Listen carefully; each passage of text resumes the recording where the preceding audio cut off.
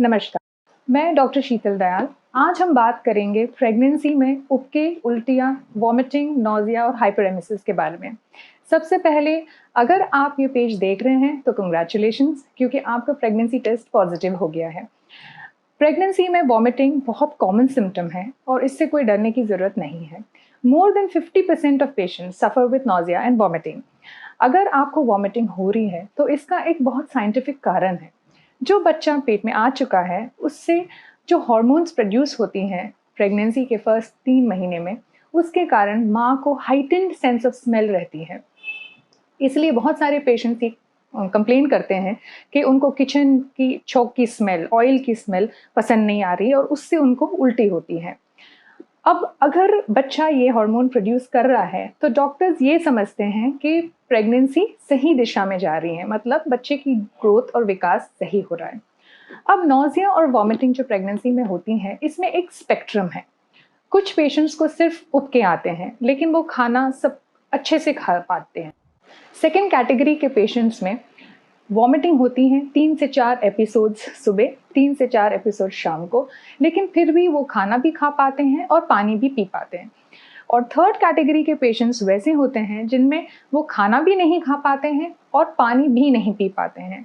तो 1 हफ्ते तक, दिन से हफ्ते तक वो पानी भी नहीं पीते हैं। ये वाले कैटेगरी जो पेशेंट्स हैं वो डेंजरस है। इनमें हमें इंटरवेन करने की ज़रूरत पड़ती है।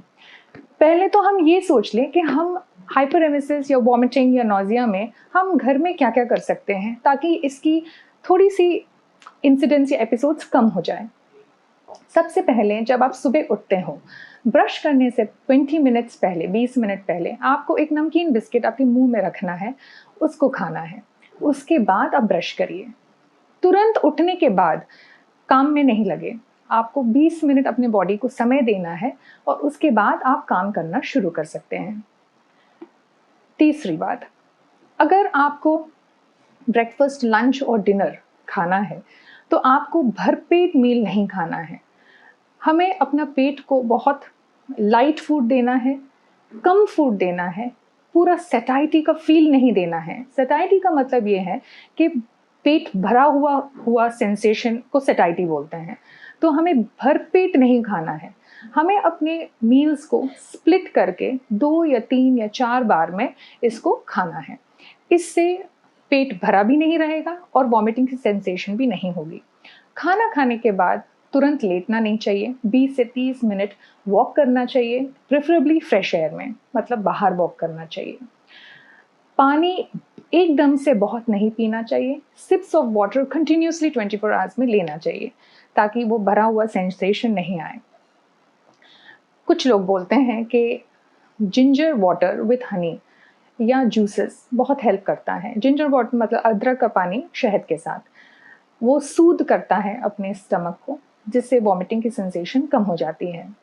जब पेशेंट्स डॉक्टर के पास जाते हैं तो डॉक्टर प्रिस्क्राइब करते हैं मेडिकेशंस। जो मेडिकेशंस प्रिस्क्राइब करेंगे वो बहुत सेफ रहता है प्रेगनेंसी में। आप ये नहीं सोचें कि अगर हम ये मेडिसिन लेते हैं तो प्रेगनेंसी में कोई अंतर होगा। It is all very safe in pregnancy and you can take the medications. Most of the medications are given in the morning and in the night. सुबह और शाम की डोजेज दिया जाता है और अगर फिर भी इससे आपको आराम नहीं मिलता है तो इंजेक्टेबल मेडिसिन जो इंजेक्शंस होती हैं वो भी दिया जाता है। हम उस कैटेगरी के पेशेंट्स में ज़्यादा बात करना चाहते हैं जो हाइपरेमेसिस बोलते हैं। हाइपरेमेसिस के पेशेंट्स को वॉमिटिंग इतनी एपिसोड्स की होती हैं कि फिर वो पानी भी नहीं पी सकते हैं। जब वो पानी भी नहीं पीते हैं तो वो डिहाइड्रेशन में चले जाते हैं। मल्टीविटामिन्स जो हमारे बॉडी में रहना चाहिए, विटामिन्स जो फ्रूट्स एंड वेजिटेबल्स से आती हैं, वो सब उनके शरीर में कम होता है। ऐसे पेशेंट्स को डॉक्टर को दिखाना बहुत ज़रूरी है। ब्लड टेस्ट, सोनोग्राफी कराना बहुत ज़रूरी है। अगर आप डॉक्टर के पास गए हो और सोनोग्राफी में सब कुछ नॉर्मल है तो ऐसे पेशेंट्स को डॉक्टर एडमिट करते हैं ताकि 24 घंटे के लिए हम इनको एनपीओ रखें। एनपीओ का मतलब ये है कि मुंह से हम पानी भी नहीं देते हैं 24 घंटे के लिए, लेकिन आईवी फ्लूइड से इनका डिहाइड्रेशन को करेक्ट करते हैं। अगर पेशेंट का कीटोन्स, यूरिन कीटोन्स पॉजिटिव है तो पेशेंट हॉस्पिटल में जब तक रहेगा तब तक ये नेगेटिव नहीं होता है। तो इसलिए जब तक liver function test, urine ketones और ब्लड टेस्ट नॉर्मल है, तब ऐसे पेशेंट्स को डिस्चार्ज किया जाता है। डिस्चार्ज के बाद ऐसे मरीजों को टैबलेट्स और इंजेक्शंस पे डिस्चार्ज किया जा सकता है।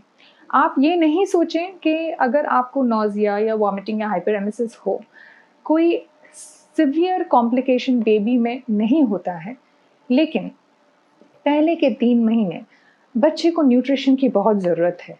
और अगर आपको वॉमिटिंग इतना परसिस्टिंग हो ही रहा है कि आप खाना बिल्कुल भी नहीं खा पा रहे हो, पौष्टिक खाना नहीं जा रहा है, तो आपको डॉक्टर के पास जाना चाहिए और मेडिकेशंस लेना चाहिए।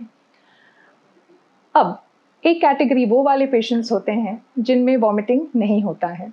अगर आपके डॉक्टर ने सोनोग्राफी किया है और आपका सोनोग्राफी बिल्कुल नॉर्मल है और आपको वॉमिटिंग नहीं हो रही है, तो आप उनमें से लकी पेशेंट्स में से हो जो वॉमिटिंग नहीं हो रही है।